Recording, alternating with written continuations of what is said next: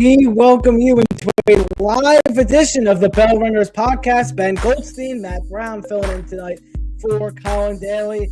And ladies and gentlemen, Kyle Schwarber is not going anywhere. He is back with the Phillies, 5 years, $150 million. And it is a great day to be a Phillies fan. Matt, feels good to be saying that. It feels really good, Ben. I mean, if you're a fan of this whole city sports team, last night was rough, but today just kept getting a little bit better, trying to get back to where they were. You know, massive contract negotiation, massive agreement from the Phillies. Kyle Schwarber has arguably been the best Phillies player on this team since he joined back in 2022. And this is a huge deal that they had to get done. I'm really impressed that they were able to work this out really quickly. I didn't expect them to really take it. I didn't really expect Kyle to take long in his decision. He kind of knew where his market was. It was going to be around that 150 to 160 range. It was just a matter of if the Phillies were willing to give that fifth year, which they ended up doing. I heavily thought that if they gave him a 5-year contract worth around $30 million a year, he was going to come back to the Phillies, and that's exactly what happened. So I'm really happy this is happening because he deserves to probably finish his career here in Philadelphia.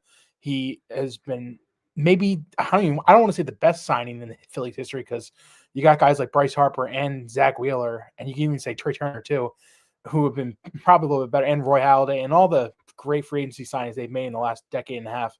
But this is a really good move. This is something you had to do, and now you have a power bat in your lineup staying for another half decade here in Philadelphia. Yeah, Schwarber, 33 years old. This is likely the final contract he is going to sign, and it's well worth it. Last season, he hit who cares about that 240 average? 56 home runs, the second most in the regular season in Phillies history, 132 RBIs, the most in Major League Baseball, and a 928 OPS. When he goes, the Phillies go, and he is such a leader in the clubhouse. It was just so important for the Phillies to bring Schwarber back, and they were able to do it. And this deal, I mean, I look at it, 5 years, 150, that's $30 million a year. And Colin and I spoke last episode about how, like, this, like, where we think we would kind of bounce away from Schwarber. And I mean, this is perfect for me. $30 million is exactly what we were looking for. We'll talk about some of the rumors that came out after about what some of the negotiating was. But 5 years, 150, kind of exactly what I predicted earlier in this winter. And like I said, if you get over 32 or 33 million, if there's a 6-year, you got to get out of there. But the Phillies were able to get exactly a perfect deal for both sides. I feel this is great. No, yeah, 100%. This is exactly the line they wanted to stay at. It puts them in a spot to where they can still make some, other free agent deals, but it doesn't handcuff them to a point where they can't really do anything else besides signing Kyle Schwarber. I truly think they're still going to be in the pitching market for some of the available arms, some of the available starting arms too. Like not only just the relievers that they're definitely going to be interested in. I definitely think that there's a couple starters they could throw their hat into this winter. I still think they're going for more bats. I still think a right-handed bat is somehow going to be on this team come the start of next season. I don't know if it's going to come in free agency or if it's going to come from a trade. We're still expecting JT Realmuto. We'll talk about him, I'm sure, later. That's probably seems like what the next move for the Phillies is going to be. The entire winter, it's felt like Dombrowski's number one and number two things on his list were signing Kyle Schwarber, signing JT Realmuto. Once you got those two things handled, you could probably head off and do the other 5 to 6 things that you need to do. And it's okay to have those two things as the first two things. These are guys who have been with you through the core of this team. Kyle Schwarber has been to the playoffs every single year with the Phillies, and that's a huge difference maker. If you can't think about that, like every single time he has touched his field for the Phillies, they have been a playoff contending team, and that's going to continue with him as long as things go their way. And major injuries don't happen, but things go their way, he will continue to be great for this team. And a little thing that I looked into this right before we came on, the money that the Phillies spent for the 2 contracts for Kyle Schwarber, and you include this 5 for 150 and his previous 4 for 79, you essentially signed Schwarber when he was 29 years old to a 9-year, $229 million contract, which sounds like a lot. It is. It's a very big deal. And that puts you around the 25 and a half-ish range, right about there, which is honestly, for the production he's given you so far in the 4 years, I'm okay with it. This contract's going to get a little iffy. By the time when he is 38, 37, like at the nearing his end of this contract, the last 4 and 5 years of this, it's going to be a doozy. But I'm okay with the Phillies doing things like this because this is the team that they're in. They're in win now mode. They are in the mode of spending $350 million on their payroll. Because if they don't spend that kind of money, they're not going to be successful with the other teams that are going out there. We'll talk about another guy who got signed later to the Dodgers.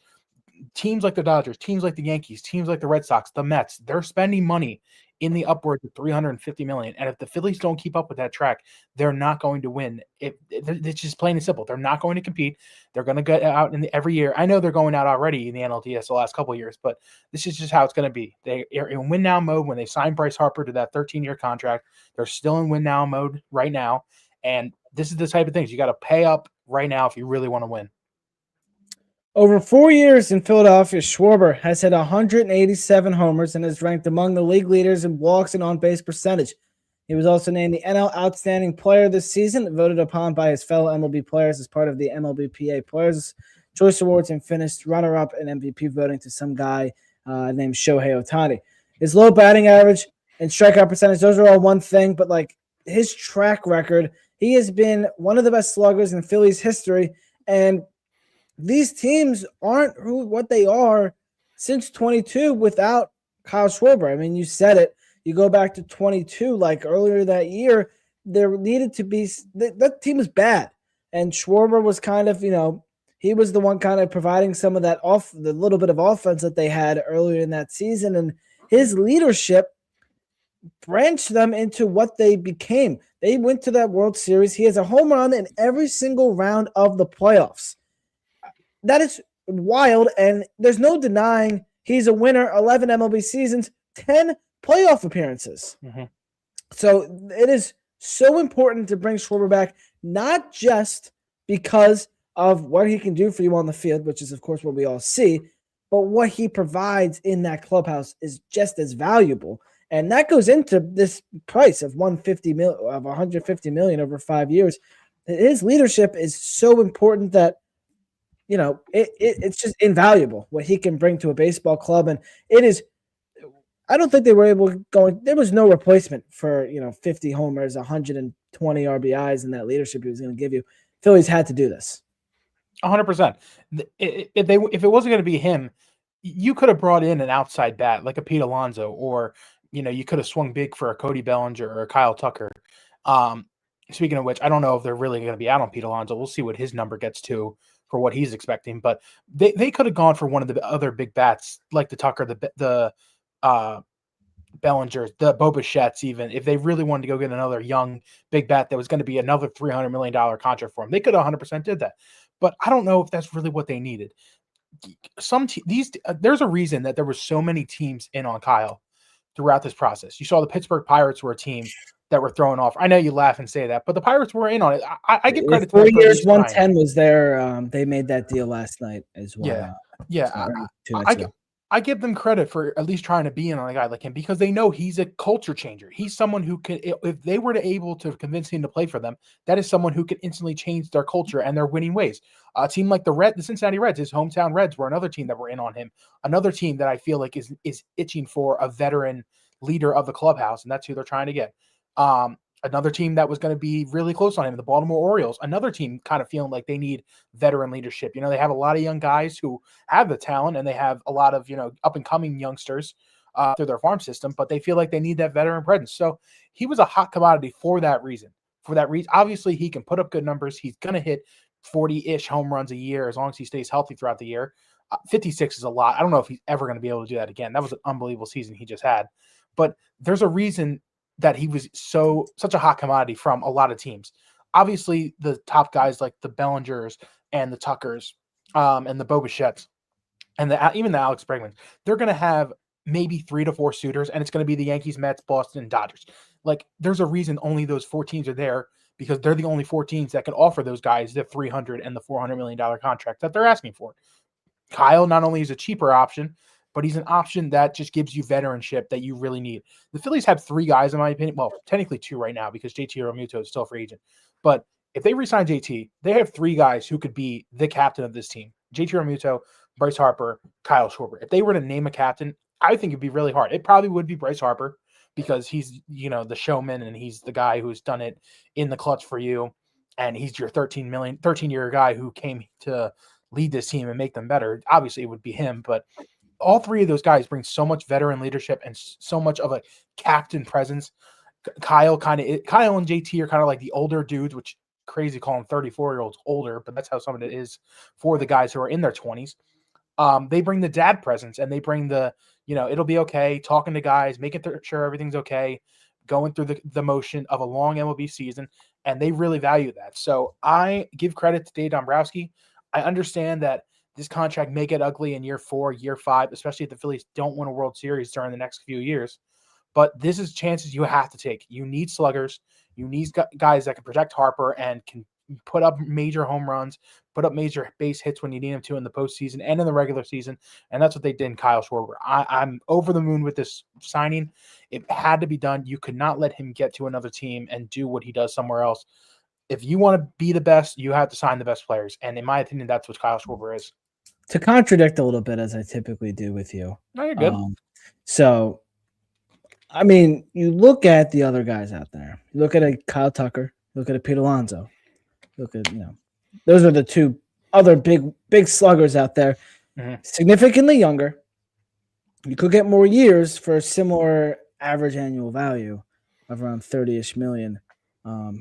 You would get him for more years. You get a little younger. You get a position player. It could still happen. Maybe it sounds like the Phillies are really willing to do whatever it takes. But a Pete Alonso can fit your first base spot. Harper goes back to the outfield. Kyle Tucker could fit your outfield hole you got going on. Schwarber, I've said this was the correct move by them. However, why not get a younger guy that'll last you for longer and could go out there and play a position in Alonso or Tucker? No, that's 100% a real concern. And to me, in my opinion, the reason they were so high on Schwarber and why I think they wanted him back so badly is I feel like the Harper's days in the outfield are numbered. I think it's honestly 0 at this point. I don't see a world where he plays right or left field ever again as a Philly, as a major leaguer. I just don't see it happening. I could see him becoming a DH if they needed him to and signing a guy like Pete Alonso to play first base. But at the same time, they know what they're getting with Kyle. They're keeping the same chemistry around. They're bringing back is pretty much the same offensive core kind of guys that are going to run the team. And that's nothing against Pete Alonso. I kind of am off on Pete Alonso a little bit, and that's just the Mets hater in me that probably just doesn't want him around here, that he'll ruin everything. But the baseball fan in me can look past that, obviously. It's a really tough decision to bring outside help in, and they're very cautious with it. They were very cautious back in 22 when they brought in Kyle Schwarber and Nick Castellanos. They knew they needed to get more bats to help out this lineup, and they didn't really know which ones they wanted to get. Obviously, one worked out, one did not. We'll find out what happens with Castellanos in probably the next couple of weeks. Could be honestly traded in these next couple of days before the winter meetings ends. But it's a tough decision bringing new guys in. You don't know how they're going to work out, and investing so much money in those guys, it's a really tough thing. I think Schwarber was the biggest or best guarantee you could get. You know exactly what you're getting from Kyle for at least the next 2, 3, maybe 4 seasons. You know he's going to hit 40 home runs. You know he's probably going to bat 230 to 245. But you'll be willing to take that because you know that's what your team needs. You need power behind Bryce, behind Trey, with JT as well. We'll see what happens at the other spots on who is going to bat up top with those guys, what kind of other trades or signings they're going to make, what kind of call-ups they're going to make from some of the young players. But I think just the easygoing, know what you're getting thing from Kyle was the big reason that they really wanted to get this move. Nothing against the other guys. And like you said, you obviously could have been in play for Tucker from the start, and that could have been your big signing. But I feel like that is just a big risk for team because a lot of those big signings don't work out. Everybody thought Anthony Rendon back when he signed his 10-year agreement with the Angels, he was going to be a surefire Hall of Fame third baseman coming off that World Series win. That guy barely even played 20% of his games, and that's nothing against Kyle Tucker. Kyle Tucker is a very good player and could be a Hall of Famer and he's well on his way to being it with his numbers. But you just don't know what you're getting from the outside sources. You know what you're getting from Kyle. You trust him. You trust him to do everything he can to be out there for 150 to 162. It just has to be better in the postseason. A lot of people like to argue that this Phillies team is going backwards. I don't think that. I think a couple things could have gone different in that Dodgers series, and they're fighting for a World Series and maybe even beat Toronto. Who knows? Because the Dodgers will be the first one to say they didn't even play their best baseball this postseason, and they still ended up winning the World Series. A few things go different in that Phillies series. I truly feel like the Phillies could be in the World Series and maybe even win it. So while bringing this core back, I know angers some people, and obviously giving a DH $30 million a year is a really tough call. I still think it's the right move to do. It just gives you familiarity the rest of the way through this final leg of the veteran course that you have. Schwarber is the 19th player in Major League Baseball to make at least $30 million a year. He's 33. He'll be under contract till he's 38, and he's going to be making $30 million a year to be a designated hitter. It's crazy, but when you look at the price of players now and what Schwarber is worth, it is worth it. So that's what the Phillies getting with Schwarber. A report that came out from John Clark, the Phillies really went to bat to keep Schwarber. Source tells Clark the Phillies had to, quote, guarantee the 5th year instead of it being an attainable option year, and they had to increase the dollar number per season to $30 million to get it done and beat out other clubs. So kind of interesting report there. Phillies were looking for maybe a 5th-year option, which I personally am a big fan of that. But Schwarber and his camp, they wanted the 5 years, they wanted the $30 million, and well, here we are. They got what they wanted, and Phillies, I mean, they got what they wanted too, but maybe could have gotten it a little cheaper. No, 100%. For the longest time, I had kind of felt that when all that reporting was coming out on Schwarber, the difference was that 5th year. I think back when in March and February of last year, when the Phillies and Schwarber's camps were talking about an extension before the season started, I really truly think it was between a 5th year. I think Kyle has wanted this for a long time. And because we talked about it right at this front, this is probably the last big contract he's going to sign. You know, he might get like a $15 million deal and sign 1-year contracts with maybe even the Phillies again when he's 30, 38, 39. Maybe go to other teams like the Reds when he's that old just to be a DH if teams need it, or other teams as well. So he still may get another paycheck or two. I'm not going to say he's not, but this is it. This is his big deal. This is the last one he's going to get. He just got the previous one with the Phillies, and we're going to be honest, it's a little bit of an underpay when they ended up getting him back in 22. You know, they didn't even pay $20 million a year for the guy. So the fact that they were able to do that in the first place, I still think that was an okay thing to overpay a little bit with this deal. Like I mentioned earlier, the total contract they have signed into is a 9-year, $229 million, call it $230 million deal. You're averaging about $25.5 million a year. That is honestly, for his price and what he does, a okay deal. You know, I know you're getting him on the back half of 30 now, but if he can still produce at this level, it is still going to be an okay deal for these next couple of years. You know, you have a tight window right now because guys are getting older. You're losing Zach Wheeler in the next couple of years to retirement. He's flat out said that. And Aaron Nola is probably on his last leg. Christopher Sanchez is in his prime right now as a pitcher, and you have a bunch of other really young pitchers that are doing well. You just traded for Johan Duran, great reliever. You have aging relievers as well. The core of the young Phillies daycare is nearing the free agency period. Alec Boehm has 1 year left on his contract before he is done. He might not even be a Philly by this time next week. Like, they're looking at moving him right now, and we'll talk more about that later. But guys like Bryson Stott are looking for new contracts soon. Brandon Marsh. You got young guys coming up right now. Trey Turner and Bryce Harper are entering their age 30 seasons coming up, or 31 or 32, however they old now. Guys are getting younger, and the window is closing for this team, and they know it too. And that's okay. You know, teams go through these stretches where you have the highs and lows of your franchise, and you know it's tough times because only one team can win the World Series, but they know their window is almost closing. This is the best way to get to a championship, by signing Kyle Schwarber for the next couple of years now and getting there with the power that he provides. A great deal for the Phillies, and another great deal for you is saving $20 off your first purchase at SeatGeek, who sponsors the Bell Ringers podcast. SeatGeek, use code PhillySportsPorts to $20 off your first SeatGeek purchase. Click the link in the description of the podcast. Download that app, and you can get it for a sports, concert, show, whatever imaginable. Go to the Philadelphia Wings game this weekend.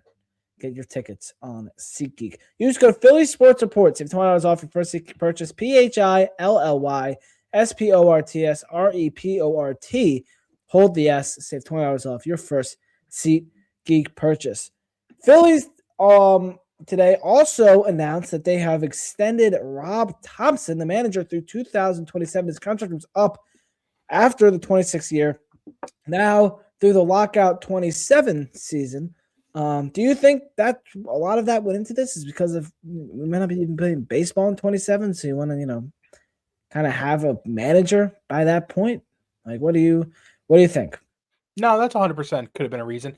You don't. I'm not a fan of free agent coaches or managers. Like, I hate when teams don't have more than 1 year on a contract deal for their team's head coach or manager. I'm not a fan of that. Like, you take care of your guy, especially when he is your guy. You're pretty much setting him up to fail if you go into seasons with 1 year left on contract. So I figured the Phillies would eventually, make a deal to at least extend Topper through 27, maybe even 28.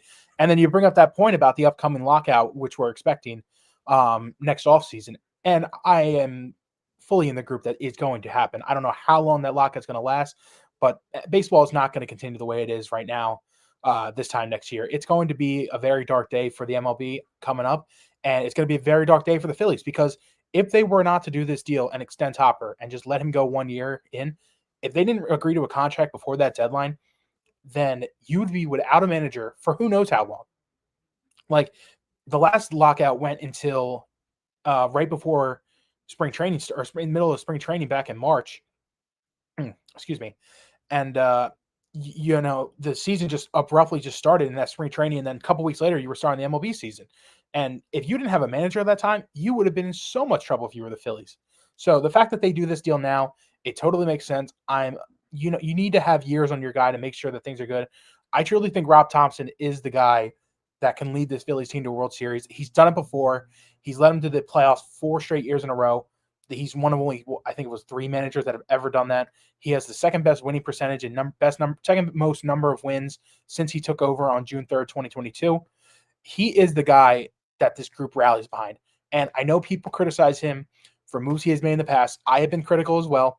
I don't think he's been perfect. I don't think any manager is perfect. I think managers have made plenty of mistakes, even the great ones, like the Joe Torres of the world. Like and I don't want to say Dave Roberts, but Dave Roberts has 3 World Series. I think I have to put him in that group of great managers now of all time. They all make mistakes. And yes, are we going to always remember Rob Thomson taking out Zach Wheeler in Game 6 of the 22 World Series? Yes. Are we going to remember, him benching Alec Boehm? Was that really a smart move? Maybe, I don't know. How about bringing Carlos Estevez back in Game 5 or Game 4 of that Mets series last year in the NLDS? Probably not the best move. But at the same time, there's only so many things he can control. These are a group of veterans that you're not going to bench every day. They're going to be wanting to play every single day. These are relief pitchers that you've used all year and you've, trusted them to get the final outs of the game. How is it Topper's fault that you put the guy in the right position and he gives up 5 runs in a postseason game? You end up losing. There's only so much that he can control with this team. And I know people are critical on the manager when teams lose. I totally understand. I'm totally critical. I do the same thing. But Rob Thomson is the guy that can lead this team to the promised land. I truly believe that. And this is just the vote of confidence that Dave Dombrowski and the Phillies organization is giving to Rob Thomson. They know that he can do this, and they're still trying to give him time. And they really hope that this up next season, 26, can be the year that they can do it. They have some more moves to make, but with Rob Thomson at the helm, I really think that the Phillies can do it. So it's always fun when we do these live streams and some stuff kind of comes out in the middle of our stream. Some breaking news here. The Phillies have contacted the Washington Nationals about Mackenzie Gore. This comes from Talk Nats, which is a Washington Nationals publication. So Phillies checking in on a division foe, Gore. So kind of an interesting thing here. Phillies made the trade last year for Jesus Luzardo. This one, I mean, he has 2 years of control as well. So, doesn't really make a ton of sense unless they're not planning on re-signing Luzardo after the season. And then we kind of just do this lefty in division thing where we're just going to trade for guys, but definitely an interesting thing here. No, 100% interesting. My only concern about this is I feel like a trade for Mackenzie Gore would force the Phillies to have to pay even more than other teams. Like, there's a big difference between I'll say the Mariners trading for Mackenzie Gore than the Phillies trading for Mackenzie Gore. In division tax. In division tax is 100% a real, especially in baseball. In division tax will 100% be a real thing. Do I think the Phillies could do a trade like this? 100%. I am fully in the camp that the Phillies are still looking for starting pitching depth. I know it sounds crazy because when Wheeler comes back, you have a rotation of Wheeler, Aaron Nola, Christopher Sanchez, Jesus Luzardo, and presumably Andrew Painter and Taijuan Walker as well. He's still on this team for another year. I know you laugh and laugh, but it's true. He still is on this team. You still have 6 starting pitchers right there that are probably going to be on this team on opening day. 5, and then when Wheeler gets back, probably in late May, early June. Or who knows? That guy's a freak. He could be back by April. Who knows? That would be insane. But pitching is such a hot commodity in this sport. And I give this example of this past year's World Series. If you watch this past year's World Series, what was the number one thing you noticed in Game 7 from the winning team, the LA Dodgers? They used starting pitching every single out except for one out of the, what did they go, 10 innings? 11? No, they went 10 innings, right? 10. Yeah, so that's 30 outs. Out of the 30 outs that they recorded in that game, 29 came from starting pitchers. They use everybody. And now I understand it's a Game 7 scenario. It's all hands on deck. You're using whatever arm you can to be in that spot. But they used 1 out from a starting pitcher to get a lefty out in like the 7th inning. That was it. Every other time it was going to Snell, Yamamoto, Shohei, Sasaki. Like, they were using the starters that they purchased and they put all their money into to get them, and Tyler Glasnow, sorry, I forgot about him, to get out of that situation. The Phillies realized that, and they need to do the same. They know that this rotation is going to look a lot different, in my opinion, in 3 years from now. I said it earlier. Zach Wheeler is on his last leg. This could have been a career-ending injury for him, and I'm thankful that he's still going to pitch this upcoming season and hopefully 27 as well. Aaron Nola is on the back end of his career. We'll see if he can bounce back this year. You mentioned it. Jesus Luzardo, he's only got a year left on his contract before he's a free agent. Andrew Painter is hopefully the future. We're hoping he might end up getting traded. He's a name that the Phillies have talked around for the past 3 years in trades. We'll see if they end up doing a deal with him in it. I don't really want them to. I think he's a really great pitcher, and I think he could be, a Tarek Skubal, Paul Skeens level stud for this team, or Zach Wheeler level stud for this team, I should say. And then you have Christopher Sanchez, who is the only long-term guy on this team, and he's on a great contract right now. Thank God we have that deal with him and saving money like that. But this rotation is going to take a few hits these next couple of years, and it's going to change up. So I'm always interested to see them stay in the starting pitching market and just float out there and just see what's available. Like, I'm fully aware that it costs a lot to pay for starting pitching, and they know that too.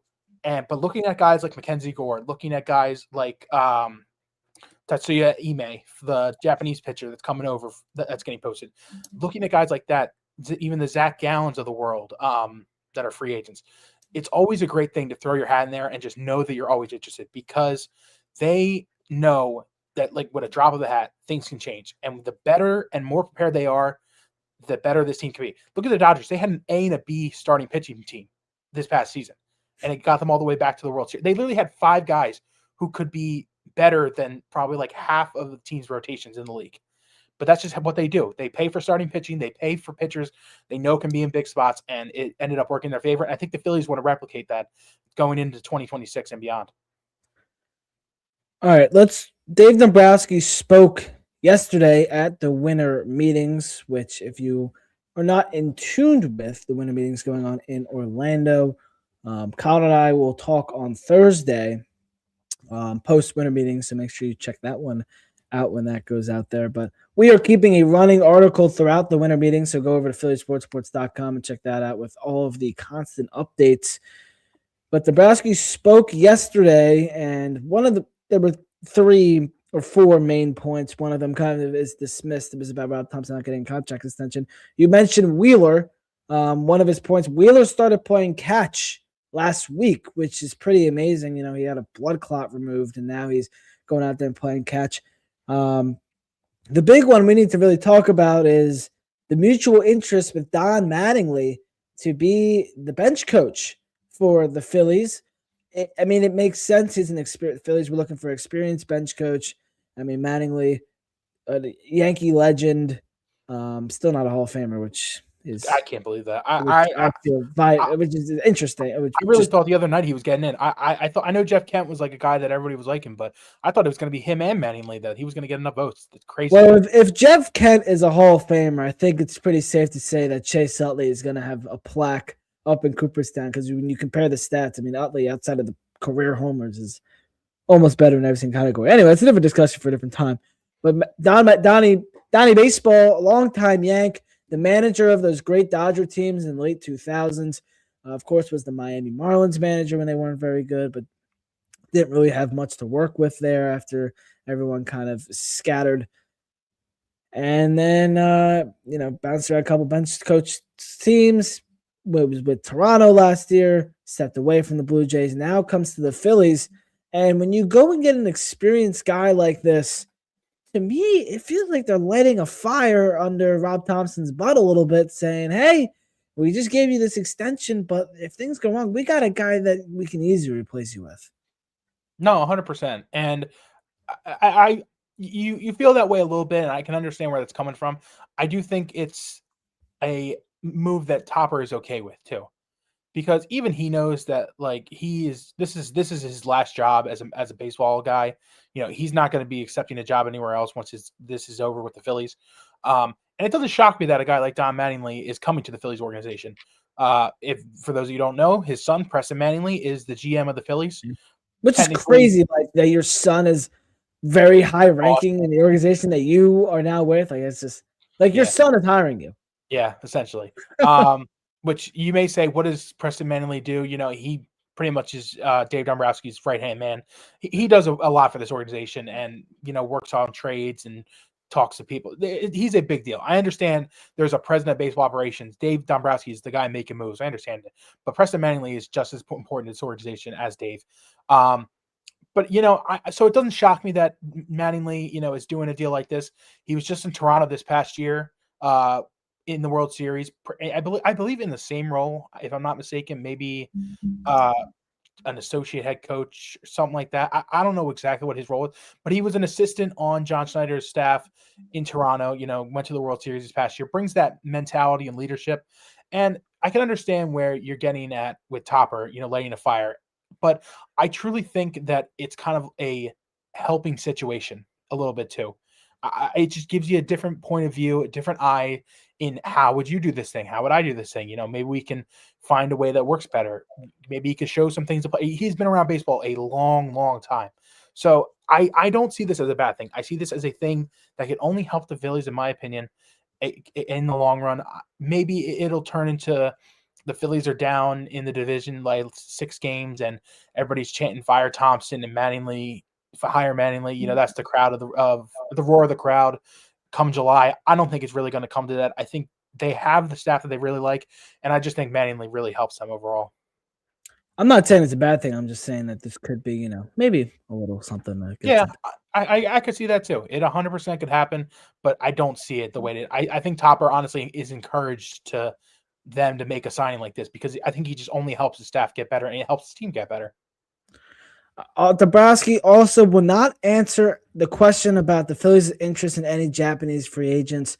He did say they, quote, have a very good pulse on that market. This comes after, you mentioned earlier the Ime, can't say his first name. You got what's his it name? is Tatsuya Ime. Tatsuya Ime, the starting pitcher out of Japan, and then also came out about here we go. You ready? Kazuma Akamoto. Yep, Kazuma Akamoto. There we go. Akamoto is, I think, ATO. It's OTO. Moto. Yes. All right, so Phillies have interest. He's a corner infielder. So Phillies also have interest in him. So there's 2 guys out of Japan that the Phillies historically haven't had any Japanese guys really, and now have interest in 2 of them. Ime said that he wants to beat the Dodgers, so the Philadelphia is certainly a place he can come and do that. But Dombrowski kind of didn't really show his cards there, which is smart. But hey, Phillies are showing some interest. I mean, we talk about the starting pitching, corner infielder, a Bohm trade could come. So, we'll see if anything really comes of this. But Phillies, why not? No, 100%.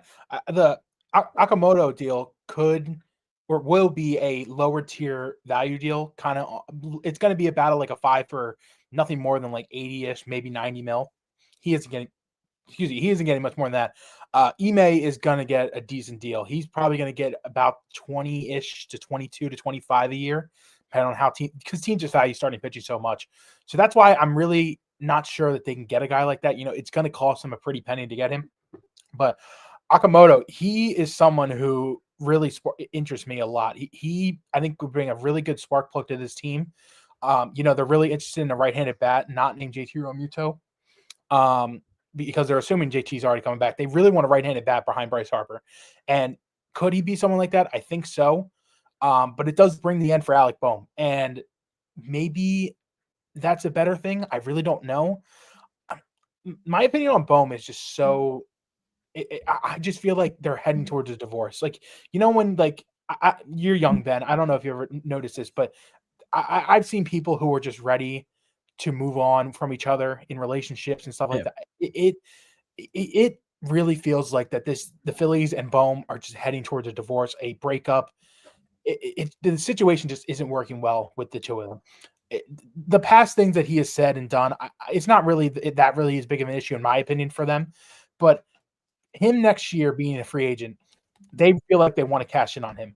They didn't do it with Ranger Suarez, and I understand why they didn't. They were in a playoff push, and they really felt that they had the best rotation of baseball when Wheeler was healthy, when Wheeler, Luzardo, Sanchez, Ranger, and Aaron Nola. That 5 was ridiculous.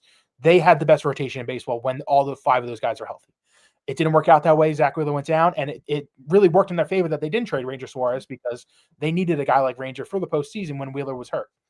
So I understand why they didn't trade Ranger at this past year or at this past deadline. I don't really know the same can be said for Alec Bohm.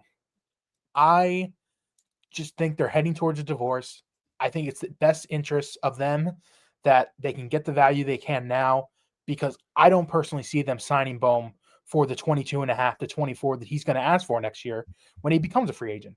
And I think right now, even if they can package him with some other prospects and get a guy maybe like a Joe Adell. I've seen that name thrown around. I don't know if you can really get like a Stephen Kwan kind of package done with him involved. I think you would need a little bit more. It's a really tough situation that they're in with Bohm, because I don't know what his trade. You really don't know what his trade value is. They tried trading him last year, and they asked for Logan Gilbert from the Mariners or Luis Castillo. They were asking for starting pitching that the Mariners were never going to give up. So I really don't know what Bohn's market is. You will know more the more things grow. If they sign an Akamoto, then you're going to know that they're really heading towards a divorce. But I honestly feel like they're going to do that Bohm move first before they make that signing, because then everybody's going to know you're handcuffed with Bohm, and then you're going to have to trade him. So it's a very tough situation they're in right now. I know for a fact they want a right-handed bat, and I don't know if they're going to be able to spend that much money to go get a guy like Pete Alonso to be the right-handed bat and move Harper to the outfield, or if they're going to spend money on like Akamoto, maybe get like a Ketel Marte in a trade. That's someone they've been linked to as well. Maybe you can include Bohm in a deal like that, but it just feels like they're moving in different directions right now, Bohm and the Phils. And the Japanese players, they are great, and they're great. Honestly, the money is a great deal for them as well. And the Phillies have never been known to sign guys like that. But when they don't want to go to the Dodgers and they want to be their own guys, that's when the Phillies need to swoop in and sign guys like that. Well, you mentioned a couple of possible trades. Let's talk about that. What is next for the Phillies? JT Realmuto is on that list. Ketel Marte, they're rumored in trading for a couple Japanese guys as well. And Rob Thomson just said, we don't like the phrase, quote, run it back, because you never do. There's always going to be changes on a year-to-year basis. So, I mean, take from that quote what you want. It doesn't really sound like much to me, but maybe, could underline a possible trade here coming with the Phillies. Ketel Marte would be a lot of fun. Do the Phillies afford a guy like that? Could they trade for a guy like that? They're going to have to trade some top-tier starting pitching, it sounds like. And Joe Adell was a name that you mentioned, a name that I really like, out of Los Angeles Angels. So what do you get? What? I mean, it really just now the attention for me just turns to JT Realmuto, and then Nick Castellanos needs to get traded as well. So a couple things that the Phillies will be doing here, and then So, what are your thoughts? And then we'll get into Edwin Diaz, and we'll wrap it up. So, like I was mentioning before, Ketel Marte pretty much seems like a guy that the Phillies are looking at. We have a trade, actually. Nothing crazy. Vaughn Grisham. Yeah, Angels just traded for Vaughn Grisham with the Boston Red Sox. So Vaughn Grisham, the man who ended the Brave season back in 2023. yeah, Matt so I Strom. mean, I don't know if you guys remember that series. Oh, so yeah, good. Sorry, I had passed and just blinking on my phone whenever yeah, something I comes just up. saw that as well. But I mean, hopefully that's not that's their third baseman because you get Yeah, out home as well. So yeah, maybe true. No, Ketel Marte is definitely someone I think the Phillies are going to keep a close eye on this year throughout the winter. For some reason, Arizona is trading him. I really don't understand it. I don't know why they're willing to give up such a great contract. I understand he's 32, and it's kind of the same situation as Kyle and Bryce. Like they're entering their back ends of their career. They're no longer going to be, MVP. Maybe they might still be top tier guys, but you don't know if they're really going to ever be, number one at their position guys anymore. And they're still getting paid big money contracts. I get it. But he is on such a great deal for you, and he is such a great commodity, a switch hitter as well. I love me a switch hitter. I truly do. I think it's such a great thing when you have a switch hitter in your lineup, and having a guy like Ketel at the top of your if you could make a trade for Ketel Marte and roll out in some type of order a top four of Trey Turner, Bryce Harper, Ketel Marte, Kyle Schwarber, that's a legit top four. That is competing with the Dodgers level of top four right there. So that's a really big move they can make. The only problem is it's going to cost you to make a move like that. It's probably going to cost you at least one of Aiden Miller, Andrew Painter, or Justin Crawford. I don't know if the Phillies are really willing to get off any of those guys because I truly feel like the answer to trading Alec Boehm in a few years is through Aiden Miller. Now, what do you do if you trade for Ketel? Is he playing second base? You would assume yes. Who plays third base? You got a guy like Bryson Stott still. Are you willing to move him off? That's Bryce Harper's best friend. I don't know if you're really willing to do that. I think in that scenario, if you keep Stott, he probably plays third base next year. And then you reevaluate the following offseason with Stott. And if Aiden Miller's ready, maybe he comes up and plays third base. And you roll out an infield of Harper, Ketel, Turner, and Miller going forward. Justin Crawford, everybody assumes he's going to be the starting left, center, right fielder in 2026. I'm of that opinion as well. They have spoken highly about him every single time I hear anybody, Dave Dombrowski, Preston Manning, anytime they talk about prospects, Justin Crawford has been talked about as the next starter for the Phillies in the outfield. And with the lack of starters that they have, we're assuming that Nick Castellanos is not going to be on this team. It has been told that he's either being cut or traded before the season starts, and it looks like it's heading that direction. You only have one guy in your outfield right now that is not a free agent or assuming not going to be here in Castellanos, and that's Brandon Marsh. So you have two spots to fill. Right as of right now, you have two spots to fill in your outfield. You're assuming Crawford's going to be one of them. They're still looking at guys like Harrison Bader to be a right-handed bat. The right-handed bat pool is really thin right now. And so if you were to make a trade for like Ketel Marte, I wouldn't be shocked if a guy like Lourdes Gurriel is someone who they could ask for in return, another right-handed bat for their lineup. It's a really interesting situation they're in right now. We talked about the Japanese players. Agamotto is most likely going to play third base if they sign him. That gives you the right-handed bat you need and gives you another infielder, and then you can trade Boehm for another guy. I said Joe Adell is another one who is someone everybody thinks is on the move this offseason. He could be a corner outfielder for you. It shouldn't be the end-all to get him. Probably like a Moises Chase, an Alec Boehm, maybe like Keaton Anthony, some mid-tier players in there to get a guy like Adell. Could even get guys like Reed Detmers back in a deal like that. Try to get some extra pitching in there as well. So I don't know what direction the Phillies are going to go in because I know for sure the next move they're probably going to make is one of two things. It's either trading or cutting Castellanos or signing JT. That is probably going to be the next thing they do before they do any major trades.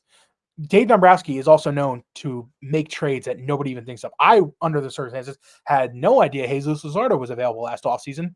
And then he goes out and trades Starlin Caba for Jesus Luzardo. And when that trade happened, I thought that was a great trade. A guy with 2 years control, trading an 18-year-old shortstop that's probably never going to see this team. and he's not going to help this core, and you're getting a low tier number 2 pitcher that's going to be your fourth starting pitcher in your rotation. And he was such a great fill for this team this year. He was probably their third best pitcher down the stretch. So it was great to see the trade like that. So you feel like he's just going to make a move out of nowhere that nobody expects, and it's going to fill this team out really well. I don't know who that's going to be. We'll see as it goes on. I didn't even mention guys like Luis Robert, who feel like he's been a Philly. Yeah, I know. I'm on the same boat too. I just feel like his price tag for a trade is too much for the risk you're taking with him as well. I've really never been a fan of his in the first place. And I know you were desperately in need of a right-handed bat. I just don't think that's the answer you want to go towards. So it's really interesting how they're going to handle this. In my opinion, I think Realmuto is the next guy they're going to go for. If they can save money in free agency, they'll get another right-handed bat in free agency like a Bader or a Akamoto. I think if they're going to get pitching, it's going to be through the trade market. I don't think they're going to be able to afford what some of these other teams are going to pay for pitchers. It seems like Ranger Suarez is not coming back. He's going to get, my God, his contract is going to be ridiculous. I don't know what team is going to pay for him. I'm begging he doesn't go to the Mets. But he is someone who I would love to bring back, but it's just not going to be in the cards for them probably. They're just going to take the draft pick and move on. But I could see them just getting a few relievers maybe on the cheaper end, nothing more than probably 7-8 mil like they did with Moreno last year. Just hope it turns out better. But I think if they're going to get a long-term starter, it's going to be someone in the trade portal and trade vines that you really haven't heard of, or just someone you don't think to expect to get traded or thrown in on another potential deal like Ketel Marte. So one of the next 2 moves, in my opinion, will be Nick Castellanos or JT Realmuto. Those will be the next move that the Phillies make.